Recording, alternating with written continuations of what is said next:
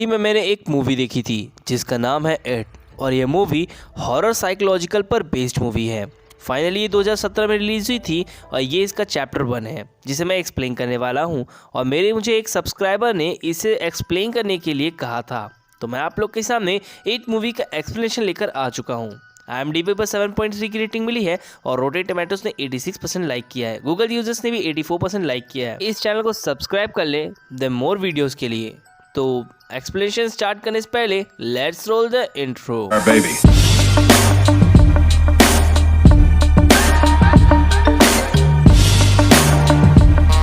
Movie की starting में हमें एक घर को दिखाया गया है जो कि काफ़ी ज़्यादा बारिश हो रही होती है। तो बिली नाम का ये बच्चा अपने घर पर बैठा होता है और अपने भाई के लिए एक छोटी सी नाव बनाता है। इसके भाई का नाम जॉर्जी है। जॉर्जी अपने बेसमेंट में जाता है क्योंकि उसे वैक्स की ज़रूरत थी अपने बोर्ड पर लगाने के लिए। अक्टूबर 1988 में ये स्टोरी बेस्ड है फिलहाल। फाइनली यहाँ पे जॉर्जी का भाई उसके लिए नाव रेडी करता है। अब यहाँ पे नाव रेडी हो जाती है जिस पर वो दोनों एक दूसरे को आई लव यू कहते हैं क्योंकि ये दोनों अपने आप से बहुत ज़्यादा प्यार करते थे। फाइनली जॉर्जी घर से बाहर खेलने के लिए अपना रेनकोट पहनकर निकल जाता है और वो अपनी नाव को छोड़ता है, जहाँ पे नाव उसकी बहते बहते एक टनल में पहुँचती है। अब यहाँ पे मैं एक पेनीवाइज नाम के जोकर को दिखाया गया है जो कि काफ़ी ज़्यादा क्रिपी है। पहले तो वो जॉर्जी को हंसाता है, बाद में उसे बोलता है कि ये लो अपनी नाव ले लो। जिस पर वो उसकी नाव लेने की कोशिश करता है तो वो पेनीवाइज उसका हाथ काट लेता है और कुछ समय बाद वो उसे अपने अंदर ही खींच लेता है उस टनल में। फाइनली अब जून 1989 का समय दिखाया गया है जहाँ पे सब कुछ सही चल रहा है। माइक नाम के एक बच्चे को दिखाया गया है जो कि एक हाथ में गन लिया होता है और भेड़ों बकरों को मारकर उनका मीट बेचने का काम करते हैं, जहाँ पे वो ये काम बिल्कुल भी पसंद नहीं करता। उसके ग्रैंडफादर से समझाते हैं और सीन चेंज हो जाता है, जहाँ पे ये सारे के सभी दोस्तों को दिखाया गया है, जहाँ पे रिची सभी बच्चों को परेशान करने वाला एक हेनरी नाम का बच्चा है और एक लड़की भी है जो कि एक फार्मिस्ट की बेटी है और वो जाती है बीवरली के पास। बीवरली काफ़ी ज़्यादा शांत स्वभाव की लड़की है और उसके ऊपर ये लोग कचरा फेंकते हैं जिस पर वो काफ़ी ज़्यादा गुस्सा करती है। फाइनली यहाँ पे ये सभी दोस्त रिची, एडी और बिली ये सभी लोग अपनी बुक्स को फेंकते हैं और हमें पता चलता है कि इनकी छुट्टियाँ लगना चालू हो चुकी हैं। फाइनली ये छुट्टी मनाने के लिए काफ़ी ज़्यादा खुश होते हैं, जहाँ पे हेनरी नाम का बच्चा उन्हें काफ़ी ज़्यादा तंग करता है। लेकिन वहाँ पर पुलिस खड़ी होने की वजह से वो हेनरी नाम का बच्चा चला जाता है क्योंकि मिंट बैटिसन की एक बेटी खो चुकी है। दूसरी तरफ हेनरी बिली को कहता है कि अब तुम इस छुट्टियों में बच के रहना। बेन को दिखाया गया है जो कि बीवरली से मिलता है और बीवरली काफ़ी ज़्यादा शांत स्वभाव की लड़की है, वो खुशमिजाज भी है, जहाँ पे वो बेन को कहती है कि मुझे पता है कि तुम्हें बाहर के लोग पसंद नहीं। और यहाँ पे वो दोनों आपस में बात करते हैं और सीन बिली की तरफ मुड़ जाता है। बिली अपने फादर के गैरेज पे जाता है जहाँ पे उसके फादर काफ़ी ज़्यादा नाराज़ हो जाते हैं उस चीज़ को बनाने के लिए, जिस पर वो कहते हैं कि जॉर्जी मर चुका है, अब उसे ढूंढने की ज़रूरत नहीं है और वो किसी की गलती नहीं है। इस बात से वो थोड़ा अफसोस मनाता है।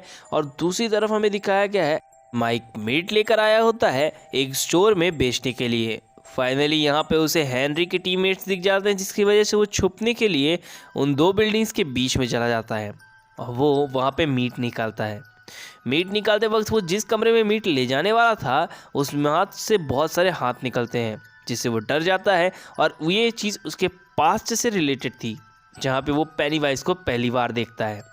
पेनीवाइज काफ़ी ज़्यादा क्रिपी लग रहा था कि वहीं पर हेनरी आ जाता है और हेनरी माइक को काफ़ी ज़्यादा परेशान करता है कि तभी उसके वहाँ से एक स्टोर का मालिक निकलता है और वो कहता है माइक तुमने मीट लाने में काफ़ी ज़्यादा वक्त लगा दिया। तरफ हमें स्टैनली को दिखाया गया है जो कि एक किताब पढ़ता है जो कि उसके फादर ने उसे रखने के लिए कही होती है। अब फाइनली वो उसे एक फ़ोटो से काफ़ी ज़्यादा डर लगता है, जहाँ पे वो अपनी बुक रखता है और वो देखता है पीछे मुड़कर कि वो फ़ोटो नीचे की तरफ गिरी हुई है। तो फाइनली वो फ़ोटो को लगाता है लेकिन उसमें फ़ोटो रहती ही नहीं है क्योंकि ये उसका डर जो था अब सामने आ चुका था। वो औरत अब उसको खाने के लिए आगे दौड़ती है और सीन शिफ्ट हो जाता है। एडी को दिखाया जाता है जो कि बिली और रिची को कहता है कि वो वाली बिस्किट्स ना लेकर कोई दूसरी बिस्किट्स ले लें क्योंकि वो उसकी मॉम की फेवरेट बिस्किट्स हैं और वो घर से बाहर जाने लगते हैं, जहाँ पे वो उसकी मॉम परमिशन लेने के लिए मांगती है और कहती है कि चलो ठीक है, जाने से पहले मुझे किस करो, और वो वहाँ से चले जाते हैं।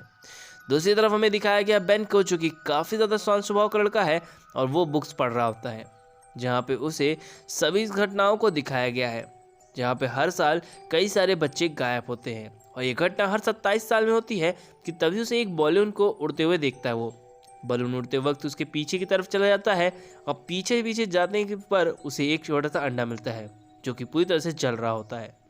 यहाँ पर उसे काफ़ी ज़्यादा डर लगने लगता है क्योंकि वहाँ से एक कटी हुई लाश जिसकी गर्दन कटी हुई है वो उसके सामने आ जाती है, जिससे वो काफ़ी ज़्यादा डर जाता है और लाइब्रेरियन से जाके भिड़ जाता है। फाइनली वो बाहर निकलता है जहाँ पे हेनरी उसे पकड़ लेता है और उसे काफ़ी ज़्यादा टॉर्चर करने लगता है। फाइनली वो उसे थोड़ा दूर लेकर आते हैं कि तभी वहाँ से एक कार निकलती है और उस कार के अंदर ये बलून थी। इसका मतलब पेनीवाइज ने उन लाइब्रेरियन को भी अपने कंट्रोल में कर लिया था। अब हेनरी और बाकी सभी टीममेट्स उसके लग जाते हैं बेन को ढूंढने के लिए, क्योंकि बेन नीचे की तरफ गिर गया था और वो भागने की कोशिश करता है उनसे बचकर, क्योंकि उसे पता है कि अगर इनके हाथों लग गया तो वो मारा जा सकता है। यहाँ पे सभी लोग को दिखाया गया है जो कि उसी टनल के अंदर जाने की कोशिश करते हैं जिस टनल के अंदर काफ़ी ज़्यादा गंदगी होती है और ये एक तरह का पूरे शहर का कूड़ादान होता है जहाँ से गंदगी बाहर आती है। दूसरी तरफ हमें दिखाया गया है स्टैनली और एडी को, जो कि अंदर की तरफ नहीं आते हैं क्योंकि वो कहा चाहते थे कि इस पानी में उसका पैर गंदा ना हो। कि तभी उन्हें पता चलता है कि यहाँ पे एक जूता पड़ा है जो कि मिस पैटसन की बेटी का है। दूसरी तरफ उन्हें दिखता है बेन, जिसके पीछे लगा हुआ होता है हमारे हेनरी का एक टीममेट। हेनरी का टीममेट ना चाहते हुए भी उस गुफा के अंदर जाने लगता है जिस गुफा के अंदर अभी ये बच्चे थे। फाइनली ये बच्चे बेन को देख लिए होते हैं इसलिए उसे लेकर वहां से चले जाते हैं। दूसरी तरफ हेनरी का जो टीममेट होता है वो अंदर की तरफ चला जाता है उस सीवर के। फाइनली उसे काफ़ी अलग अलग तरह की लाशें दिखती हैं जो कि सड़ चुकी होती हैं और वो उनसे डर कर भागने लगता है। फाइनली वहाँ पे पेनीवाइज आता है और उस बंदे को खा जाता है। इस बात का वो बहुत ज़्यादा डरा हुआ था क्योंकि वो बाहर नहीं निकल पाता और उसकी एक ज़ोर सी आवाज़ सुनाई देती इन सभी बच्चों को, लेकिन उन पर वो ज़्यादा ध्यान नहीं देते। फाइनली बेन काफ़ी ज़्यादा ज़ख्मी हो चुका था क्योंकि हेनरी ने उसके पेट पर नाम लिखने की कोशिश की थी अपना, जहाँ पे सभी के सभी लोग उसके लिए मेडिसिन ले जाते हैं लेकिन उनके पास पैसे कम पड़ते हैं। बीवरली को दिखाया गया है जो कि वहाँ पे खड़े सभी सामानों में से कुछ सामान उठाती है और सीधे फार्मिस्ट के पास चली जाती है, जहाँ पे वो फार्मिस्ट को काफ़ी ज़्यादा रिझाती है और ये बच्चे उस वहाँ से सामान ला लेते हैं। ये बिली के टीममेट्स ने बताया होता है बीवरली को कि जहन बेन काफ़ी ज़्यादा ज़ख्मी है। फाइनली यहाँ पर हमें दिखाया गया है बीवरली के फादर को, जो ये some kind of puzzles type की बातें करते हैं और वो कहते हैं कि तुम क्या मेरी ही गुड़िया हो, और उनके बालों को टच करते हैं और स्मेलिंग करते हैं, जहाँ पे वो सूंघते हैं, जिस बात से हमारी पेनविलरी को काफ़ी ज़्यादा दुख लगता है और वो बाल अपने काट देती है। जहाँ पे वो सभी बच्चे नहाने के लिए जाते हैं और बेन कहता है कि तुम्हारे बाल अच्छे लग रहे हैं, जिसके बाद वो सभी लोग उस घटनाओं के बारे में बात करते हैं, जैसे वो घटना 1962 में हुई और अब डायरेक्टली 1988 के आसपास हो रही है। फाइनली यहाँ पे ये घटना 1 साल तक चलती है हर 27 साल के बाद, इसलिए ये सभी बच्चों का दिखाया गया है जहाँ पे हर जगह पे एक पेनीवाइज की फ़ोटो होती है। सभी लोग को ये बात काफ़ी ज़्यादा अजीब लगती है। शिफ्ट होता है और एडी को दिखाया गया है जहाँ पर वो अपनी दवाइयाँ लेने वाला होता है। फाइनली वो उस घर को देखता है जिससे वो काफ़ी ज़्यादा वो जर्म्स और बाकी चीज़ों भी बहुत ज़्यादा डरता है, इसलिए वो दवाइयाँ लेता रहता था। और यहाँ पर हमें दिखाया गया है एक काफ़ी अजीब तरह के मॉन्स्टर को जो कि बीमारियों से ग्रसित था। इस बात से हमारा एडी काफ़ी ज़्यादा डरा हुआ होता है, इसलिए अंदर की तरफ भाग जाता है वो, जहाँ पे उसे पेनीवाइज मिलता है। पेनीवाइज उसे डराने की कोशिश करता है लेकिन तभी वहाँ का गेट अपने आप ही वो खोलता है, जहाँ पे पूरे झाड़ियों से बंद होता है और वो बचने की पूरी कोशिश करता है और बच भी जाता है। दूसरी तरफ हमें दिखाया गया बीवरली को जो कि अपने घर में आती है और उस पोस्ट कार्ड को पढ़ती है जिसे बेन ने लिखा था, जिसको पढ़ के वो काफ़ी ज़्यादा खुश होती है और उसे ऐसा लगता है कि वॉशिंग बेसिन से उसे कुछ बुला रही है आवाज़ें।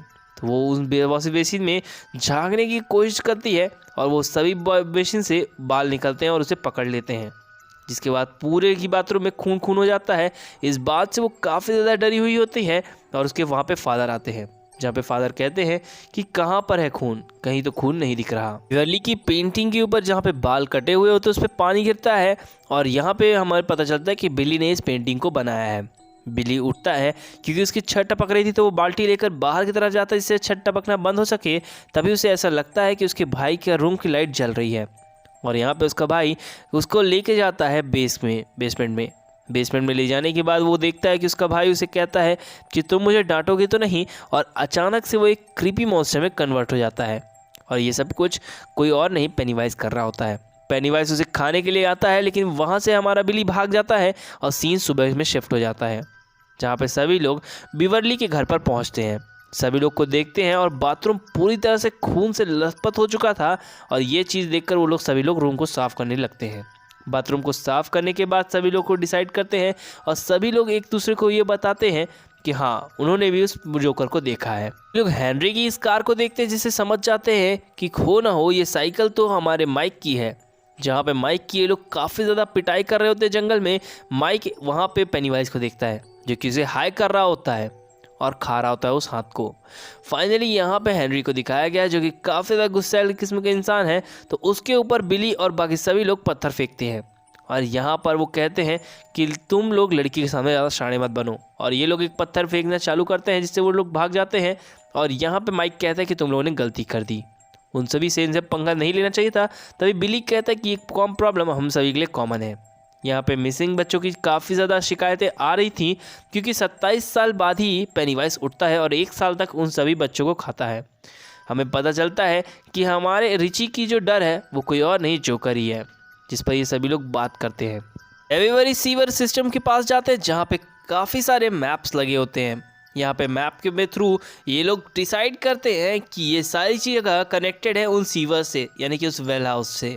वेल हाउस में ही पेनीवाइज रहा करता था, लेकिन ये बात अभी तक बच्चों को नहीं समझ में आई थी। फाइनली सभी लोग बिली के फादर एंड मदर की फ़ोटोज़ देखते हैं, जहाँ पे बिली की मॉम का फेस कन्वर्ट हो जाता है पेनीवाइज में। पेनीवाइज मुस्कुरा रहा होता है और वो बच्चों के डर पर ही जिंदा रहता था, इसलिए वो उस प्रोजेक्टर से भी बाहर आ जाता है। बच्चे काफ़ी ज़्यादा डर जाते हैं और शटर को ओपन करते हैं, क्योंकि पेनीवाइज रात में ही बच्चों को डराया करता था। फाइनली बिली डिसाइड करता है कि वो उस घर के अंदर जाएगा और पेनीवाइज को ख़त्म करेगा, क्योंकि वो नहीं चाहता था कि अब और भी कोई जॉर्जी ख़त्म हो उस पेनीवाइज के हाथों, या फिर और 27 साल बाद कोई दूसरा बच्चा मारा जाए, इसलिए वो ये सब नहीं चाहता था। तो वो डिसाइड करता है कि उसके अंदर जाएगा, और सभी बच्चे पहले तो मना करते हैं, बाद में एडी और रिची चलने के लिए रेडी हो जाते हैं। एडी और रिची बिली के साथ होते हैं, जहाँ पे एडी ये बात देखकर काफ़ी ज़्यादा घबरा जाता है कि उसके नाम का पोस्टर यानी मिसिंग पोस्टर लगा हुआ है। इस बात से वो कहता है कि अगला नंबर मेरा ही है शायद से, इसीलिए पेनीवाइज मुझे डराने की कोशिश करेगा।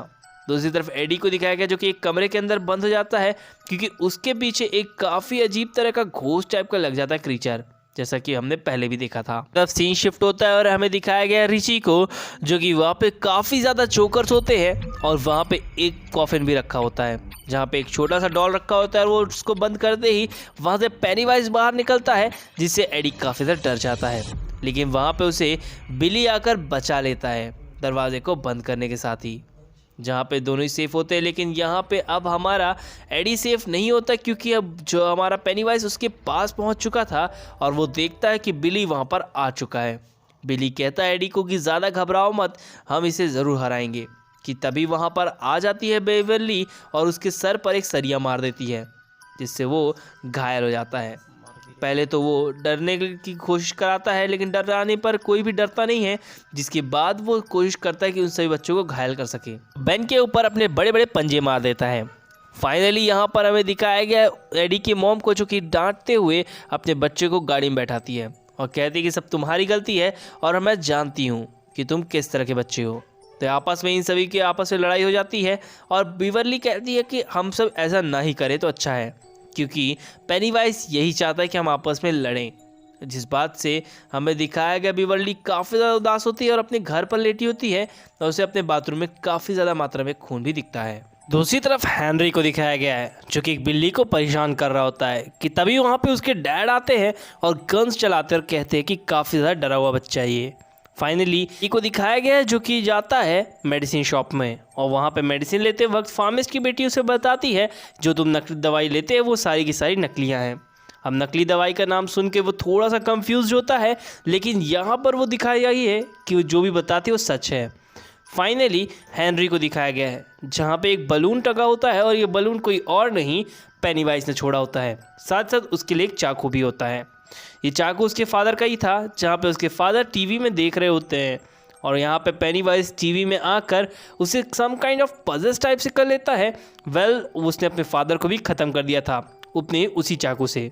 दूसरी तरफ हमें दिखाया गया है हमारी बिवर्ली को दिखाया गया है जहाँ पे उसके डैड उसे अपने पास बुलाते हैं और कहते हैं कि तुम मुझसे कुछ छुपा रही हो।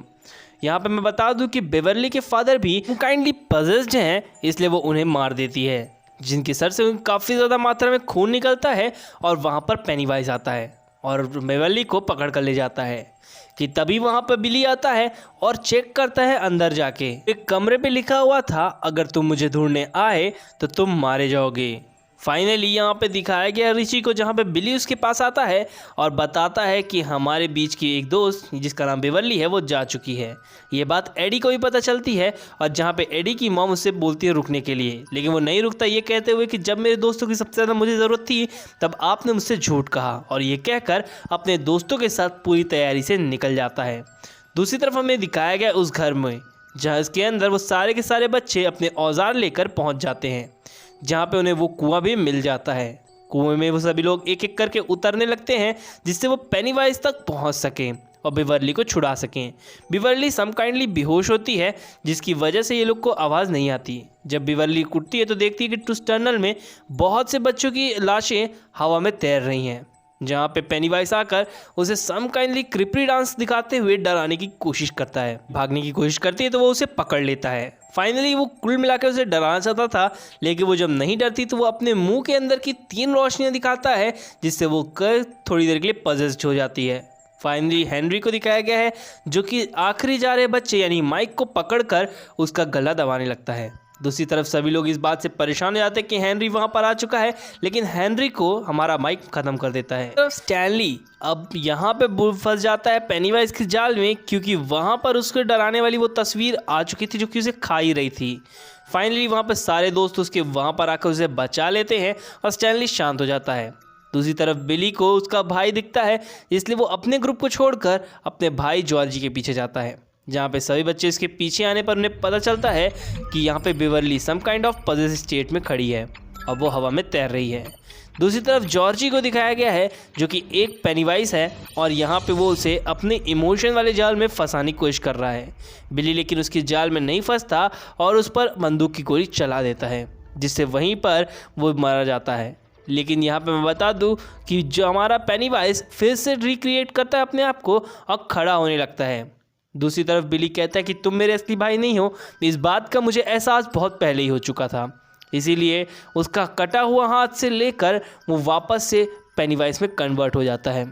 पेनीवाइज काफ़ी ज़्यादा गुस्से में होता है इस बार, वो बिली को पकड़ लेता है। बिली अब थोड़ा सा डरा हुआ होता है, जिसलिए पेनीवाइज काफ़ी ज़्यादा खुश हो रहा होता है, लेकिन अब सभी लोग उस पर अटैक कर देते हैं, क्योंकि ये कहना था सभी का कि तुम अब हमें नहीं डरा सकते हो। जिसके बाद पेनीवाइज काफ़ी ज़्यादा कमज़ोर महसूस करता है, इसलिए वो कुएं के अंदर जंप लगाता है, जहाँ पे सभी बच्चे उसे मारने की बहुत ज़्यादा कोशिश करते हैं, जिससे वो ख़त्म हो जाए और कोई दूसरा बच्चा अब ना मरे हर 27 साल के बाद। फाइनली यहाँ पे वो दिखाया गया पेनीवाइज को, जो कि कहता है मैं 27 साल वापस आऊँगा, और इसके बाद सभी लोग काफ़ी ज़्यादा खुश होते हैं कि अभी उनके ऊपर से मुसीबत टल गई है और जब तक पेनीवाइज वापस आएगा तब तक वो बड़े हो चुके होंगे। इस बात से सभी लोग बहुत ज़्यादा खुश होते हैं और एक दूसरे के गले लगते हैं और उन सभी बच्चों की लाशें वापस से नीचे आने लगती हैं। ये सभी लोग उस लड़ाई के बाद से कुछ दिन बीत जाते हैं और अब वो एक जगह पर इकट्ठा होते हैं। बिली सभी लोगों से प्रॉमिस लेता है कि वो सभी लोग अगर पेनीवाइज वापस आता है तो उसे ख़त्म करने के लिए सभी लोग एक बार फिर लौटेंगे, जिसके बाद स्टोरी यहीं पर ख़त्म हो जाती है। गाइज इस पूरे मूवी में हमें डर पर जीत हासिल बेहतरीन तरीके की शिक्षा दी गई है, जिसके बाद ये एक्सप्लेनेशन यहीं पर स्टॉप करता हूँ मैं। अगर आपको मेरी एक्सप्लेनेशन अच्छी लगी हो तो प्लीज़ इस चैनल को सब्सक्राइब करना और बेल आइकन दबाना बिल्कुल ना भूलें। Thank you.